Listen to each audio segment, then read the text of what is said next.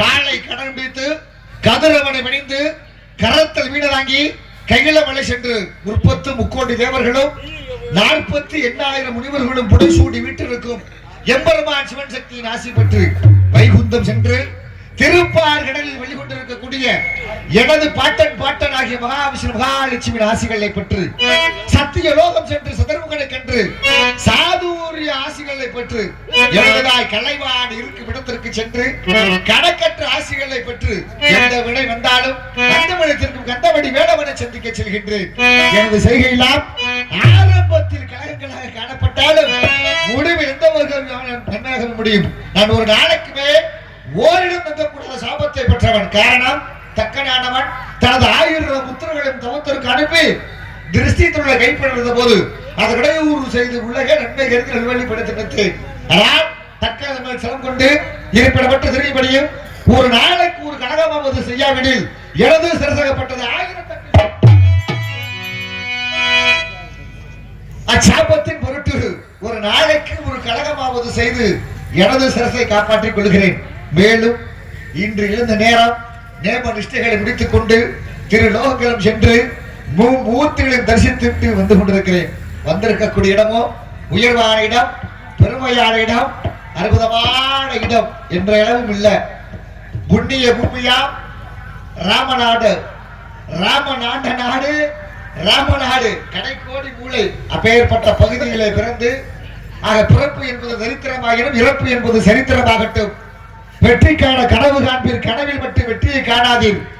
ஒரு மனிதன் ஏழ்மையா பிறக்கிறதுல தப்பு இல்ல, ஏழ்மையா இறந்து போக கூடாது என்று இன்னைக்கு அத்தனை நாடுகளும் இந்தியாவை பார்த்து பயந்து கொண்டிருக்கிறது. என்ன காரணம் அப்படின்னா, என் மண்ணிலே என் மாவட்டத்தில் பிறந்து ஆக எனக்கு குடியரசுத் தலைவர் பதவினா ஒரு முறை இருந்தது போதும், எனக்கு அரசியல் வேணாம் அப்படின்னு நானும் வாங்க மாட்டேன், யாரையும் வாங்க விட மாட்டேன்.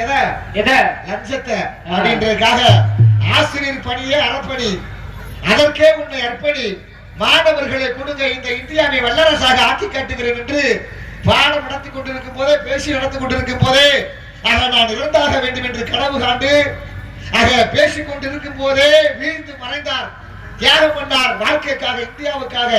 அப்பேற்பட்ட ஏபிஜே அப்துல் கலாம் பிறந்த புண்ணிய பூமியில இருந்து உங்களை எல்லாம் சந்திக்க வந்ததிலே மற்றற்ற மகிழ்ச்சி. 12 மணிக்கு என்ன செஞ்சேன், அங்க பேருந்து என்னுடைய ஊரு ராமநாதபுரம் மாவட்டம் பரம்பக்குடி.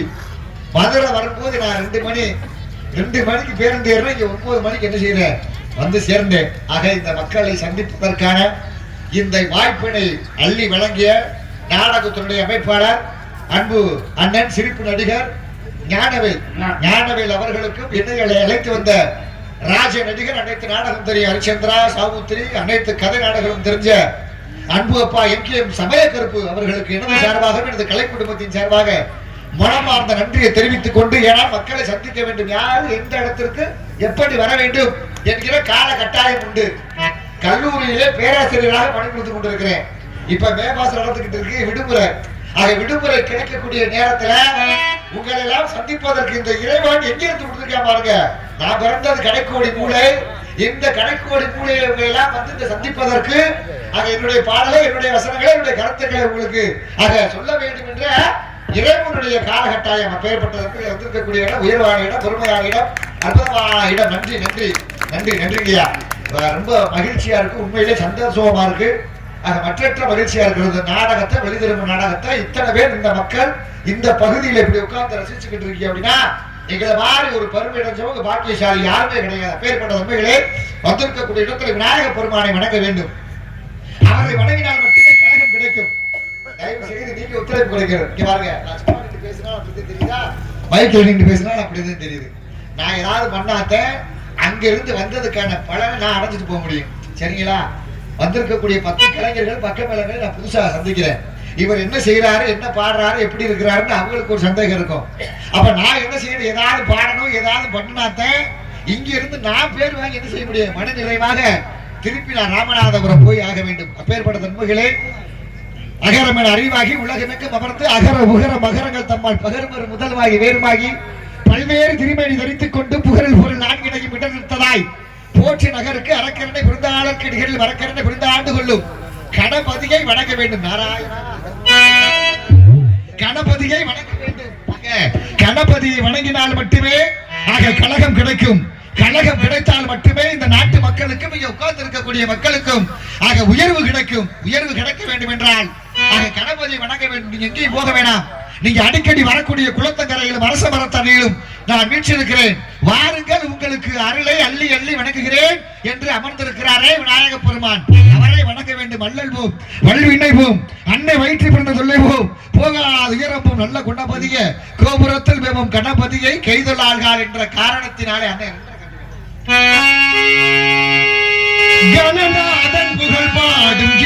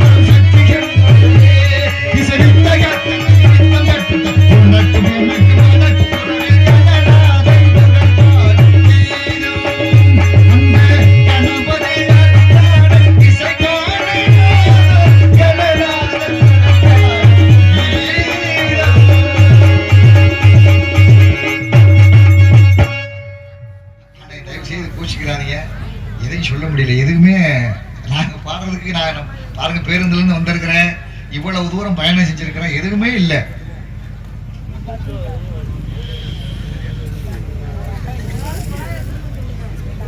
இப்போ சரி வேற என்ன செய்ய முடியும்.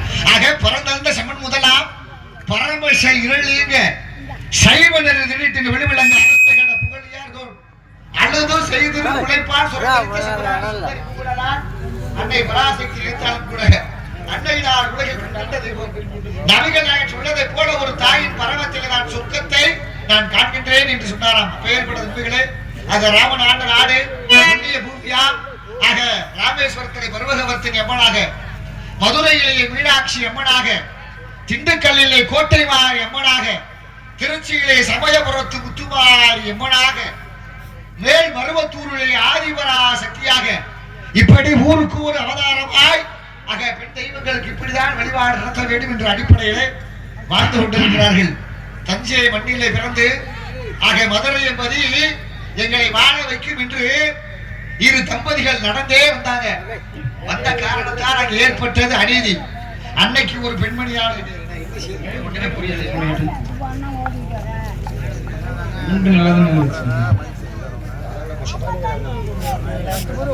ஆக தஞ்சை பகுதியிலே பிறந்து அன்று ஆக மதுரை என்பதை வாழ வைக்கும் என்ற அடிப்படையில பாவம் சின்ன சிறு வயதிலே திருமணம் பண்ணி வச்சுட்டாங்க. திருமணம் பண்ணி வச்ச உடனே மாதவியை பார்த்து ஆசைப்பட்டு கோவலன் போயிடுறான்.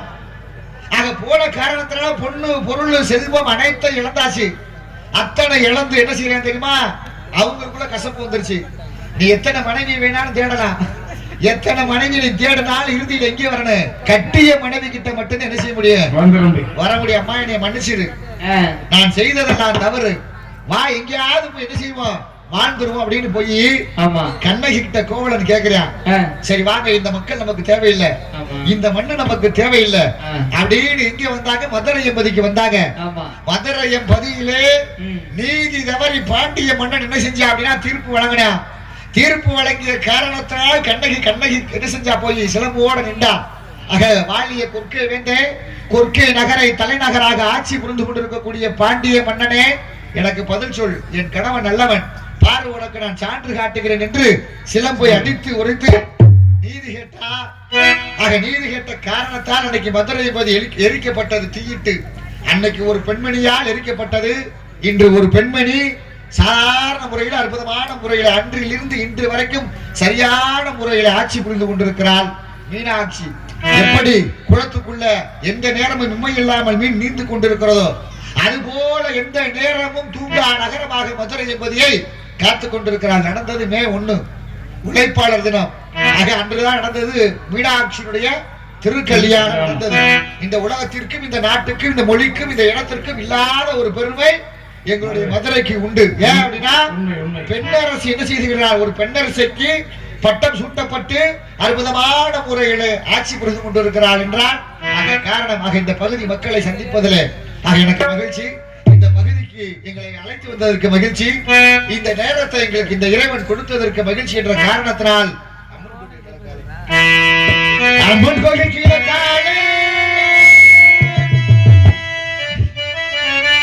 அன்னபஜன் இருக்காங்க.